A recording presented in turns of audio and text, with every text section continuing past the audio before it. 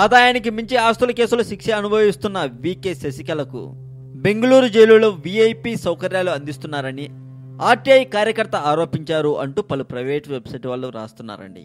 గతంలో ఆమె ఇంటి నుంచి ఆహారం, కాట్, పరుపు, టేబుల్ ఫ్యాన్, అటాచ్డ్ బాత్రూమ్ కావాలని జైలు అధికారులను కోరగా తిరస్కరించిన సంగతి తెలిసిందే. కానీ జైలు నిబంధనలకు విరుద్ధంగా చిన్నమ్మను ఎప్పుడంటే అప్పుడు ఎవరైనా కలిసేందుకు అధికారులు అనుమతిస్తున్నారట. జైలు నిబంధన ప్రకారం శిక్ష అనుభవిస్తున్న వారిని కలిసేందుకు న్యాయవాదులు, స్నేహితులు, కుటుంబ సభ్యుల్లో ఎవరైనా ఇద్దరిని మాత్రమే అనుమతిస్తారు. అది కూడా నెలలో 2 సార్లు మాత్రమే.